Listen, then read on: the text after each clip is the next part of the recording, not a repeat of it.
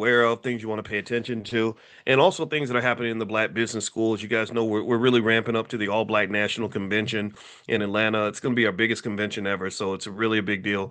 And I'm sorry for those that they can't get passes. We're done. We're sold out for this year. However, there'll be other things that are going to happen in the near future, and I'll also keep you guys posted. I'll still do class as much as I can while I'm at the convention. I see Mia says I can't wait for the A, B, and C. Yeah, I can't wait to see you. And don't forget when you're there on Sunday, we have the special sessions on Sunday, stock options, crypto, uh, stock market investing, real estate. We have a gang of experts. Like we literally every year, with the convention, our goal is to kind of convene a black university, basically. Like literally everything you would get from a premium, ultra premium HBCU is what you get at the convention, except it's an HBCU where we pay the bills and we control the narrative. We get to say and do whatever we want.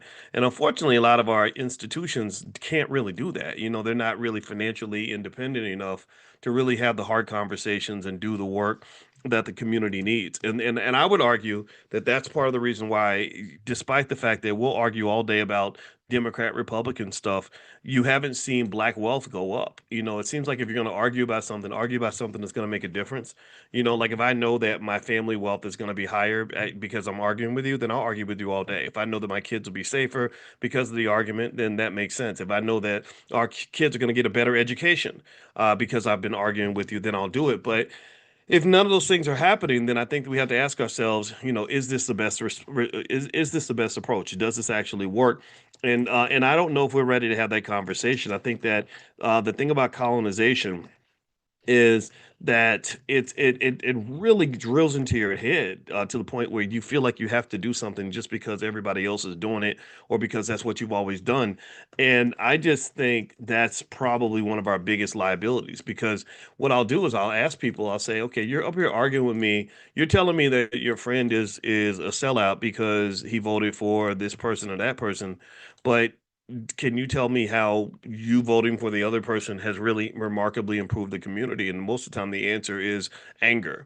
The answer isn't like logically saying, like, okay, these are the areas where the black community is doing so much better now than they were, back then. We're winning over here now, and we're doing this and we're doing that. We're building empires, and our kids are getting educated, and our families are safe, and the fathers are back in the home, and the world is so much better off now. No, it's not like that. It's like, yeah, well, this usually it's like a race to the bottom. It's like the reason that my person's better than your person is because my person's gonna do less damage to the black community than your person. Like that's it's like yeah, they might have hurt you, but this other person's gonna hurt you even worse. And I don't think that's the healthiest debate. I don't think it should be a race to the bottom where you're competing where in the struggle Olympics like, well, your guy's bad, my guy's bad, but what about your guy? Let me tell you what your guy did. Let me tell you about, well, no, well, let me tell you about what your guy did. It's like the lesser two evils is still evil, and it doesn't represent real progress. And I think you have to have a different conversation. So here's a conversation that I want to have, and I think this is the right one. I stand 10 toes down on this. How about this? Would you agree with me that if black people had more money, we'd be better off? Give me a yes if you agree. How many of you would agree with me that if black people had more financial security and more money for the kids, more money to quit their jobs, more money to buy real estate, own assets, that they'd be better off? Give me a yes or no. Okay. All right. Now, let me ask you this. How many of you have, since you've been here, made more money? How many of you have more money in your bank account now because of the conversations we've been having? And if I'm your financial mentor, then thank you. That's an honor for me. I'm happy to mentor you. I'm happy to share with you the secrets to dominating in a capitalist society because I know all the damn secrets. Massa done taught me everything. I went to the promise. I went through hell to get that damn doctorate. This wasn't no one, this wasn't no honorary doctorate. You got a lot of honorary doctorates out there. I gave $5,000 and they gave me a PhD. No, I didn't. I wish I could have paid. I would have paid $1 million to not go through the hell I went through. Right? I did that. Right? I went to all the way to the depths of hell, scraped the absolute bottom in terms of the deepest econometric statistical mathematical theories that drive how money works. I have sat through thousands of seminars and hundreds of classes, talked to hundreds of scholars. I've done it. And what I'm here to tell you is that the answer is easy. It's right there in front of us. The economics is a difference maker. The number one obstacle that is used to control black people is money. Money is that's his power, but your financial security is his kryptonite. When he knows he can't ring a little bell and hold a little couple nickels over your head and control your behavior, then you become a problem. The biggest fear, one of the biggest fears of the white supremacists, in my view, is the black man or black woman who cannot be bought.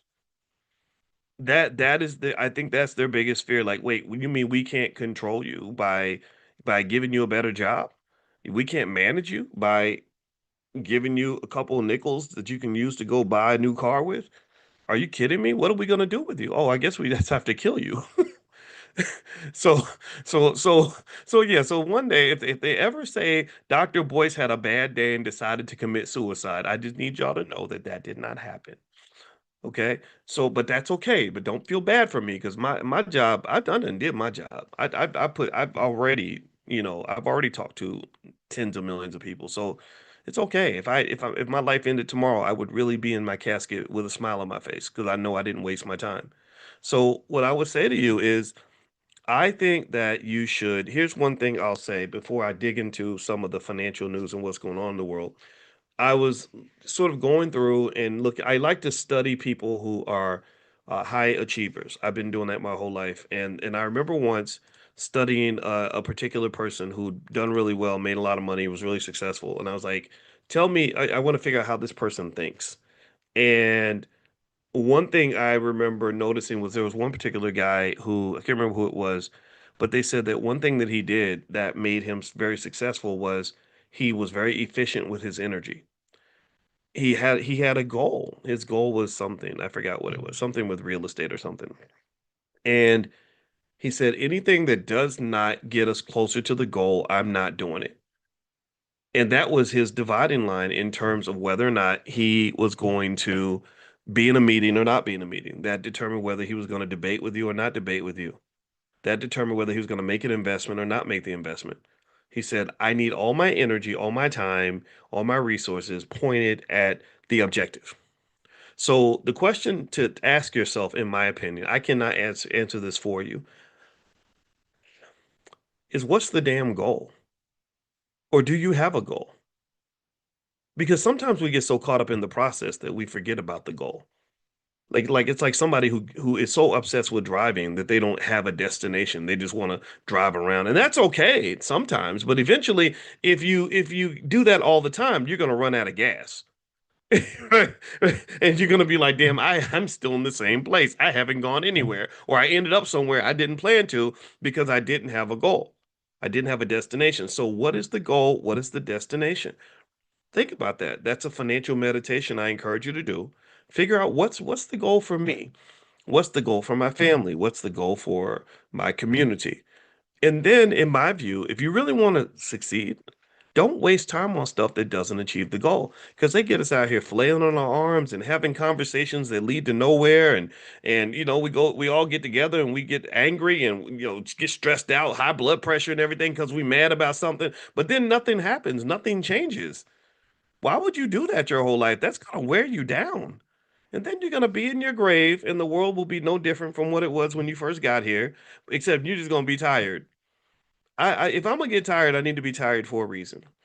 Okay? Do you understand? So what is the goal? Figure out what the goal is, invest in the goal, put your time and energy toward the goal, and that will make you feel a whole lot better about life. So when we have all these debates and somebody wants to argue with me all day about how they think Trump is great or Biden is terrible or Trump is terrible, I'm like, I don't care. I just don't. It's like I don't ain't nobody in DC paying none of my bills.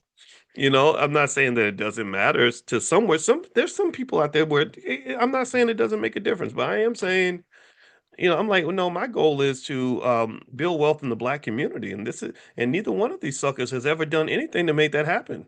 So I'm not going to defend and fight for these people. They're not fighting for me. That's called equality. If you ain't going to do it for me, I ain't doing it for you. And we know they ain't doing it for us. That much we do know. So anyway, let me go back into this. All right, so before I move on, just a reminder, we are doing stock options income class. So if you've been watching from the sidelines, you've been seeing the conversations about income from stock options, and you want to join us, you can go to drboyceprime.com, drboyceprime.com. Feel free to join us. We're going to meet tonight at 8 o'clock. And, when you get in there, first thing you want to do is there's a section called Prime 101. Watch that training so you can get the basics so that when I'm answering more advanced questions, you won't be lost. If you feel lost, don't worry. There's so much curriculum in there, it's ridiculous. And I will say this in terms of, as a guy who's taken a ton of classes, I've taught a lot of college classes and I've taken a lot of them. Um, I think honestly, if I could go back to when I was 18 and pick one class I would take, it would be that one because that one actually put money in my pocket, right? That because that was my biggest challenge at 18. I didn't go to college because I had this great desire to be in the middle of higher education. I did it because I was like, man, I got a baby and I'm broke and I got to find a way to make some money.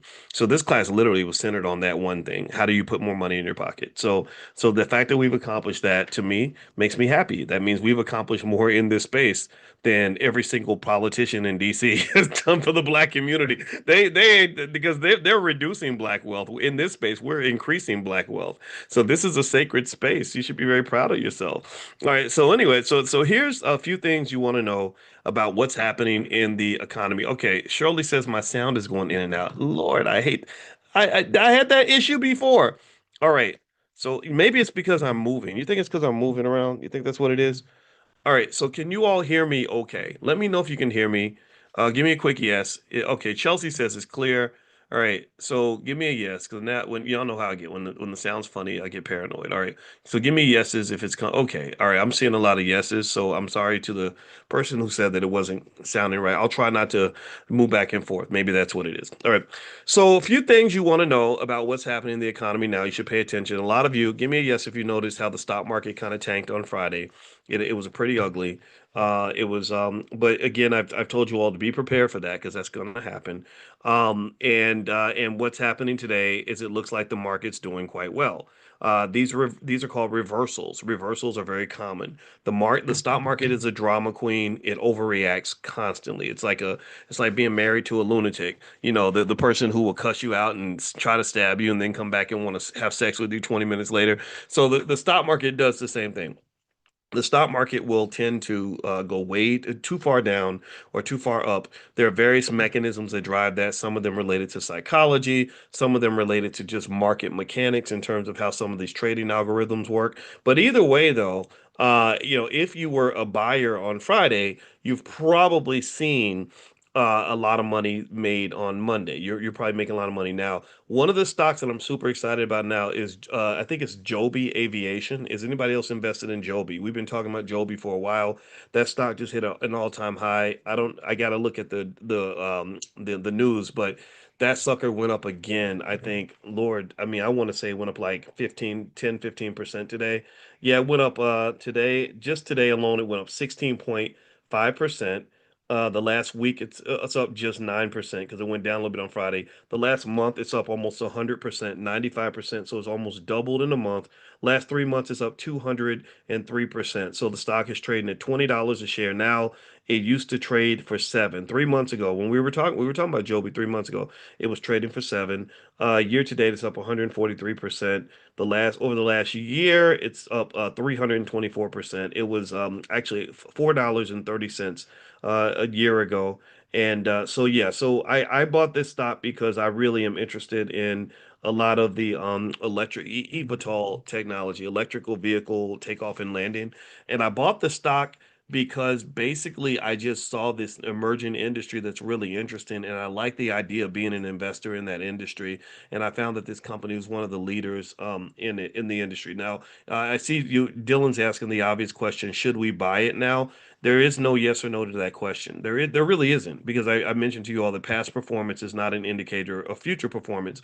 It really comes down to answering those three questions about investing. What is it? What do you believe? What are you afraid of? And what do you want? So if you believe that this is an industry that's going to take off and that Joby's going to be a winner in the industry, sure, why not? Remember, that's the other thing too. When people think about buying a stock, they always say, "Well, why should I buy it?" I'm the person that says, "Well, why not?"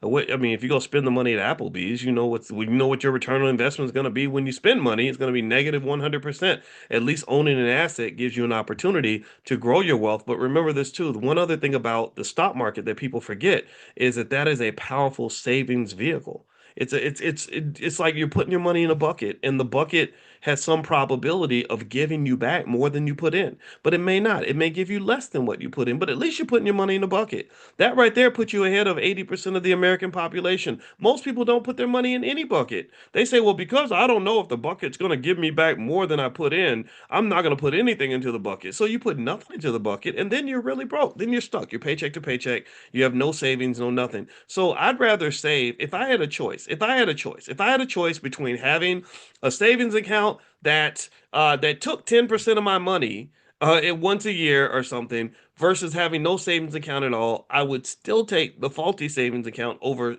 just spending all my money, because spending takes 100% of your money every year, right? Do you understand the difference, right? So start with the basics, start with the little stuff, set the bar low. Don't feel like, eat your elephant one bite at a time. Don't try to sort of jump in and become this expert investor overnight. Just say, I'm gonna do the basics. Just like when I started, when I was fat and I wanted to go to the gym, I was like, boys, we're not training for the Olympics. We don't have to do like they have anybody ever seen that workout called 75 hard? Have you ever seen that? It's insane. It's like some of y'all might be doing it. I'm not making fun of you, but that is hard. In fact, I'm giving you props because that's so hard. My friend told me his name's Tim Jackson. He's a great guy. I'm gonna bring him in one day. I really like Tim. I think I brought him in once already. Anyway, Tim was like, "I'm doing 75 hard." I said, "What is that?" And he said that means that like you have to drink like an insane amount of water every day, which I'm cool with that. I can drink water, but then I think that like you had to do so much like workout, like you had to work out every single day and work out really, really hard. I don't remember all the details. I got to look it up, but it was like really crazy. And I was like, I'm not doing that, because if I do that, I'm gonna get tired, and then I'm gonna give up, and then I'm gonna become depressed and then not do anything, and then I'm gonna get fat again. So instead of doing 75 hard, I'm gonna just casually go to the gym 3 times a week, and work out as long as I feel like it, and then I'll know I did something, right? And I think a lot of times when you set that bar too high and you can't reach that bar, it's not comfortable, you just give up. And that's the problem. So that's why I say set the bar low. Make it easy. Like when you do your family investment club meetings, don't make them extra super hyper formal and everything. Just make it easy. Like, hey, let's just get together and talk. At least we're doing more than what we were doing before. One key to success, this is something I'm gonna share with you. One key to being great at anything is to have a philosophy. Your philosophy will carry you further than any particular action. So what is your philosophy? One philosophy I've seen, I think I got this from Michael Jordan or maybe somewhere else. I don't know. I just pick up stuff where I can. Is to just try to be a little bit better today than you were yesterday. If you wake up every morning and you just say, I want to be a little bit better today than I was yesterday, then you're winning. You are winning, because what you're doing is you're creating your own version of compound interest. Over time, that little bit each day grows into a lot. Just like this, it can happen in a negative direction. Most drug addicts didn't start off as full-fledged drug addicts. They had to work their way up, right? So if your new drug is something healthy like success, then become addicted to it and just sort of start small, work your way up. All right. So anyway, let me move back into what's happening in the markets. So the markets are rebounding big time. I think the Dow's up 411 points today, which is beautiful. Trump's tariffs have been confusing the markets a little bit, and a lot of people believe that there are reasons to have investor anxiety. What they're really scared of right now, and what he's fighting with the Fed chair about right now, is that Trump has been putting tariffs in place that many believe are going to become inflationary. And as they work through the economy, they're going to cause these problems with the value of the dollar dropping and inflation, the cost of goods going up. And so the Fed chair, as a result of that, has been what they call hawkish. He's refused to lower interest rates because he says if I lower interest rates, that's going to accelerate the problem. That's going to accelerate the inflation. And so tariffs were something that most experts did not agree with. They didn't think Trump should impose tariffs, but he's doing it anyway because he's Trump. And so now, though here's what's interesting though, since the economic news on Friday was bad, the jobs numbers were bad. Like the jobs numbers, but the thing was they were bad, and so because they were bad, number one, this increases the likelihood that the Fed is going to lower interest rates. And when they lower interest rates, when they make that announcement, that's probably going to boost your stocks, ironically. It's not, because they believe it's going to boost the economy, but maybe it does, maybe it doesn't. But at the very least, your stocks tend to have a positive reaction when they think that the Fed is going to lower interest rates. So that might actually be what's driving part of the rally today. That's what makes the stock market a little bit confusing because the stock market is what is called a forward indicator of the economy. It's looking down the pike. It's looking to, a year, 2 years down the line. It's not looking at what's happening right now. So basically, that's one thing that happened. Another big thing that happened, again, another Trump activity was he fired the head of the Bureau of Labor Statistics because the data was bad, and that's highly inappropriate. That really speaks to executive branch interference and the economic data and interference with the Fed. And I think one of the Fed governors resigned, and it's real. He's really playing with fire with that because that kind of behaving a little bit like a dictator. Let's call it what it is. It's driving a lack of trust in American economic systems, and that is a danger to American financial markets. So Trump fires the guy, but another thing, and slightly in his defense, is that the head of the Bureau of Labor Statistics did these revisions on the employment numbers where they revised numbers from previous months, and from what I've gathered, those revisions were massive. Like they were the biggest revisions since the 1960s. So there were a lot of people who said, "What the hell is going on? Like, why were your numbers so bad in the first place that you had to revise them at that level and then rock the stock market where, $1 trillion in wealth disappears because you were giving bad numbers in the first place?" So that'll be interesting to see how that plays out. So the weak labor market has raised a lot of alerts in terms of what's happening with the economy. But I already told you, AI is already aiming for your job. It's already aiming for everybody's job. So that's why I'm a big believer in the investment in AI. I think that's where the money's going, and I think it's just the beginning. So I would encourage you to consider investing in AI as a hedge or a counterbalance to what's happening with the economy. Now, mind you, it's not all doom and gloom, right? When one type of job gets taken away, other jobs can end up replacing it. And there are some who believe that some of the policies in the big beautiful bill, ironically, are going to stimulate American economic growth, which might sort of negate the crazy effects on the deficit and everything else. The deficit's pretty bad, but there are some who believe that we're just entering into this era of so much efficiency, so much productivity that we're going to outrun the debt to some extent. So think of it like this. It's like imagine if you imagine if your spouse wants to max out the credit card and you're like, wait a minute, we don't have any debt. I don't want to max out the credit card. But they're like, no, no, no, max out the credit card because I want to put it into this business. So they max the card out and you're $100,000 in debt. And you're like, oh my God, how are we going to pay back $100,000 in debt because we only make a combined total of $80,000 a year?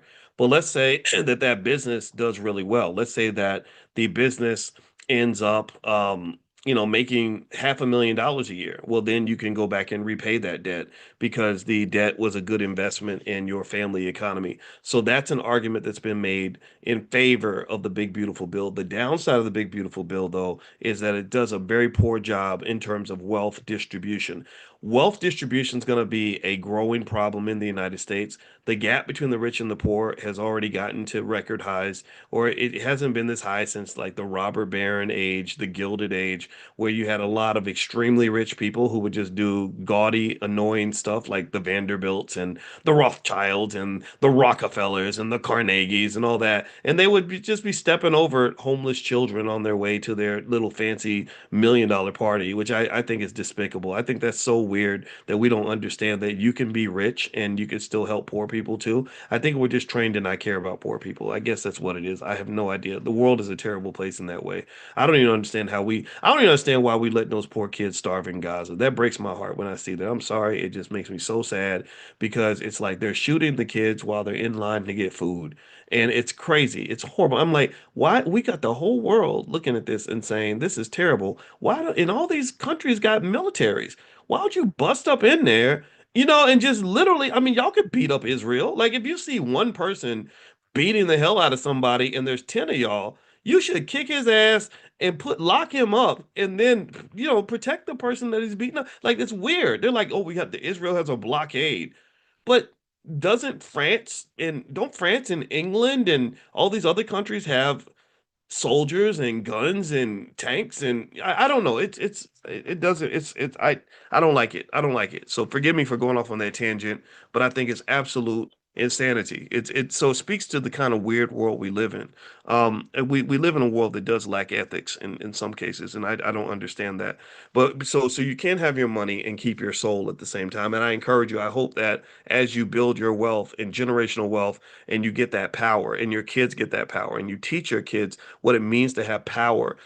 You teach them the responsibility that comes with power. Don't raise, little ignorant, arrogant assholes who are going to have $10 million in the bank and just go around spitting on people. Like that's not appropriate. I think that that's not how you're supposed to live, right? So use this power responsibly. All right, so moving on.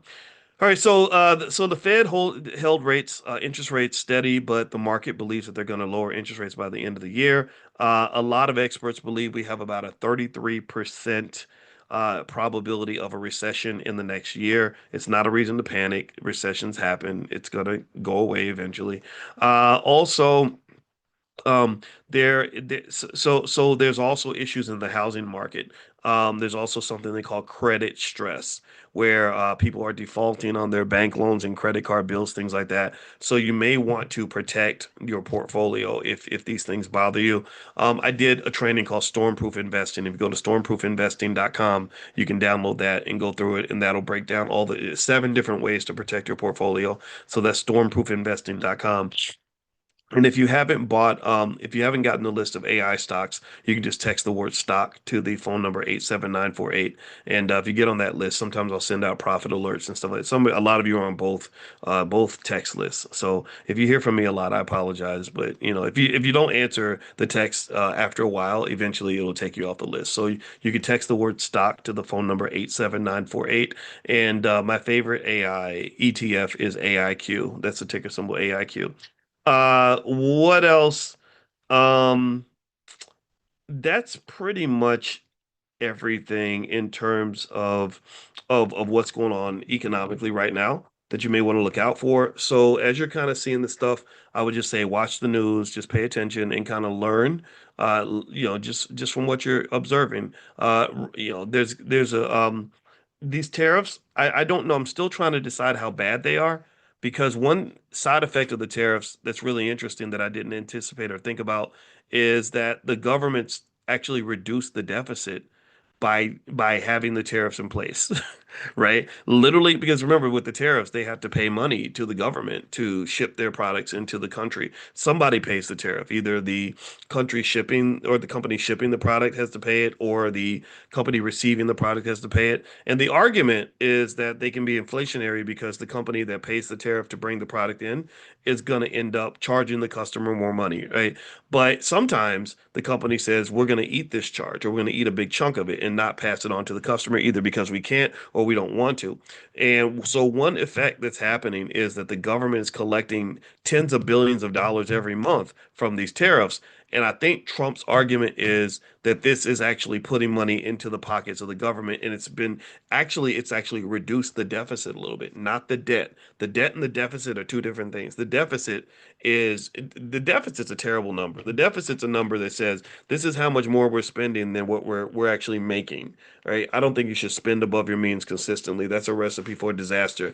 But that's what the deficit is. The debt is this big gigantic monster pile of money that's $37 trillion deep and something that will never pay off ever and is only going to continue to grow most likely. So that's the point they're making. But the long-term effect, though, is number one, I mentioned inflation. Number two, other countries are trying to diversify away from us, right? So India, for example, is so offended that by the Trump tariffs that the president of India, Modi, I think that's his name, has basically been telling Indian people like buy local, buy from Indian people, stop buying from the Americans. They're going to overcharge you.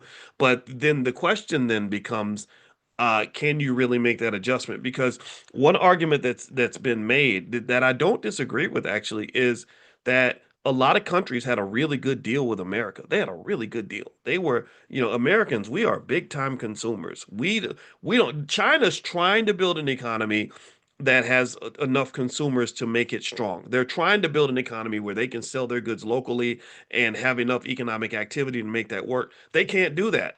They only make their money by exporting. That's how they make most of their money. The US ain't got that problem. The US does not need other countries to buy our stuff for us to have strong companies. The US is a consumer economy. So not only do we buy from each other, we buy from the rest of the world. So that creates like kind of what they call a trade deficit. We're buying from everyone else. They're not buying from us because to some extent, in a way, it's kind of like if you got a cousin where every time you go out to dinner, they assume you're going to pay the bill because you're the one who has the most money. And then also, let's say that they always ask you for money, and in exchange for the money, they work for you, right? So it's not like that you're just giving them charity. Maybe sometimes you do, but for the most part, you're the rich one. So you're paying them to work for you.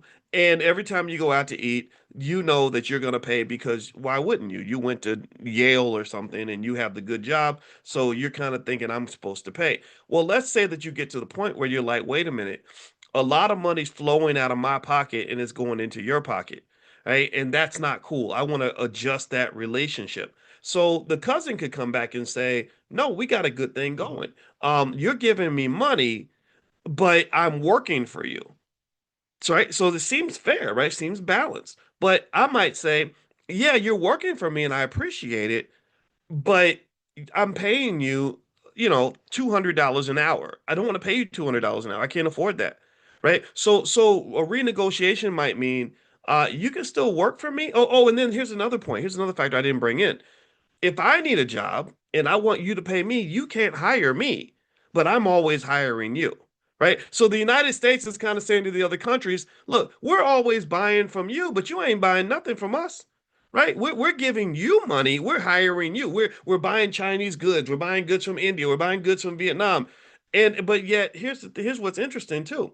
Because these countries deem themselves as the weaker party, they don't allow, not only do they not buy things from the Americans, they block goods from America to be sold in their countries. The Japanese, they do this. The Indian countries do, because they're kind of like, well, we're the poor country, we're the developing nation, so you're rich Americans, so yeah, of course you should be giving us money and we give you nothing in return. Of course we should be able to block our markets from you, and because we're trying to grow our market, and your market's already strong. So we want to sell to you, but you can't sell anything to us. Do you understand? So going back to that analogy with the cousin, here's the situation.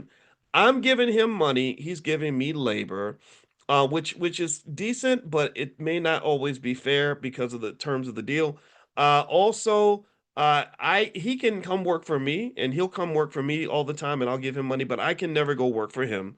If I try to go to him and say, "Hey, I'd like to do this task for you, and I'd like for you to pay me," maybe he says, "Well, I'm not going to pay you because I don't have money like you have money." So let's say that the relationship goes on for a while. Now here's the thing. I want you to imagine this. Imagine if for years we do this, and then one day I notice that I'm having financial problems, but my cousin pulls $100 bills out of his wallet, right? And he but every time, but it's still the same rules, right? When we go out to dinner, I always pay. When he needs a job, I'm always hiring him. He never hires me for anything. So he has many opportunities to take money out of my pocket. I have no opportunities to take money out of his pocket. Right? The idea of me offering to work with for him is not even in our realm of consciousness because of the dynamics of the relationship to that point. That's kind of what the US ends up grappling with. We have countries like I'm thinking Vietnam and China, for example, that because of their history and because they're so much poorer than we are and always have been, they have always seen themselves as kind of working for the US. Like, okay, you've got the rich consumers. We're going to work for you by supplying stuff for you. And China became one of the world's leading manufacturers because of this. All they do is they make stuff and they ship most of their stuff to the United States because the US has so much money. And so then what happens though is that American companies are like, hold on, we make stuff too. And we sell it in America like you do, but we also want to sell some stuff in China. And the Chinese are like, no, no, you can't. We're not supposed to buy from you. You buy from us. We don't buy, you don't work for us. We work for you. Right. But yet you're seeing China kind of closing that gap. Do you see what I mean? Like you're kind of seeing China on the come up, and you're like, okay, you're not a poor, struggling country that we feel sorry for anymore. You're actually elevating yourself to becoming a competitor. And that's exactly how you might feel if you see that cousin that you're always helping out when they suddenly are driving a nicer car than you, right? And then suddenly, your bank account's got 2,000 in it, their bank account has 12,000, and you're like, hold on, the situation shifted a little bit. There needs to be a little more reciprocity there. Does that make sense? I hope that that makes sense. I didn't want to overtalk the analogy, but I want to make sure everybody understands that. And so but the debate becomes, what's worth it in terms of disrupting and dismantling a pre-existing relationship. Like when you actually engage in a trade war or you engage in that disagreement with your cousin, the first reaction people are going to have is, why are you messing things up? We had a good thing going. And so you have to decide, is it worth it, right? Is the volatility, because he might get mad at you and say, screw you, I'm out of here, man. I'm not working for you anymore. Then the next thing you know, you're stuck because you don't have that person that's doing that job for you anymore, right? But what's happened with a lot of countries, I believe, is that they're looking at the US and they're saying, man, this sucks that they're renegotiating the tariffs, but they're looking at it and saying, we did kind of have we were kind of making a lot of money off the Americans, and so we'll go ahead and pay the extra tariff because losing the relationship would hurt us more than simply giving a different kind of deal that they think is a little fairer. All right, so maybe my cousin says, so if I say to my cousin, hey, look, I'm not paying you $200 an hour anymore. I'll pay you $100 an hour, right? The cousin may say, I don't like it. I'm mad about it, but I know I can't get a better deal anywhere else, so I'll go ahead and do that. And then on top of that, if you need me to do some certain things for you, then I'll do those things too. And that's really what's happening actually. When I'm watching the negotiations, a lot of countries are basically bowing down to the United States because they're basically charging money to get access to these highly lucrative American markets. And it's really no different. It's like almost like imagining somebody in the black community saying, if you want to open up a hair salon in our hood, you got to pay us. If you want to open up a nail shop in our hood, you have to pay us, right? And a lot of people would say, okay, we'll pay you because it's about time that you actually stood up for yourself, right? And I would say that black people probably need tariffs to some extent. Like we need some sort of guidelines to say if you're making money from us, you have to we got to get something out of the deal. We can't just be the consumer and you be the producer because we know that that is a flawed relationship in which we are consistently the weaker party. And that's what happens in the black community. You've seen this. Everyone takes black money, but nobody buys from black business. That is one of the reasons black wealth is on the decline, right? So if you want black wealth to go up, you have to have a producer economy. You have to produce something for somebody. Somebody's got to be buying from you just like you're buying from them. And this is why when you're raising children, I tell you all in our Black Business School for Children, we always say raise sturdy children, STERDY. That's systems, technology, entrepreneurship, relationships, and delegation for the youth. You have to raise children that want to be producers, not consumers. You have to raise children that want to be owners and not renters. You have to raise children who want to be bosses, not just employees. If you do that, then you're going to restabilize the economy. But if you don't, then you're going to continue to have the imbalance that you've had up until this point. Okay. All right. So I'm going to finish up for now. I actually got to go get my glasses. I have to, you ever see me do this? I have to do that like the Fred G. Sanford. Anybody remember Fred Sanford when he'd be like doing that, right? So I have to do that because these are old glasses and they're bifocals, and for me to read on the screen, I have to look do it, and it's weird. I look like such an old man. I'm already 54. I don't want to look 64 yet. So I'm gonna go get me some glasses. So maybe I'll look cooler or something tomorrow. But by the way, so don't forget today we're doing stock options income class. If you want to join us, just go to drboyceprime.com. Or if you want to get a preview of what we do in class, text the word money to the phone number 87948, and I'll send you my training, how to make money without working. So you can text the word money to the number 87948. Also, if you're interested in stuff for kids and things like that, you can go to drboycebooks.com. We have flashcards and all kinds of things for kids. And don't forget, keep that code morning70. That'll take like 70% off almost everything you buy in the store. So keep that code morning70, all one word. And I wanted to mention as well that for those of you that come to class or want to teach this material that we cover in class to other people, I created something that some workbooks. They're digital, but you can print them out. I keep them digital to keep the cost down because we operate on a shoestring budget, and I want to do this right. Let me see here. I'm trying to find it. I call them Dr. Boyce blueprints, and what we've been doing is taking almost all the different trainings that we've done and breaking them down into digestible lessons so that you can actually share them with people that you love and stuff like that. And I can't find the link right now. I wanted to show it to you, but because I just get confused easy with the stuff I'm trying to find, I cannot find it now. But I'll text it out to you. So if you want to be on the text list for this class, text the word morning to the phone number 87948, and I'll text it out to you because I can't find it on my screen. So I'll send it out to you guys later.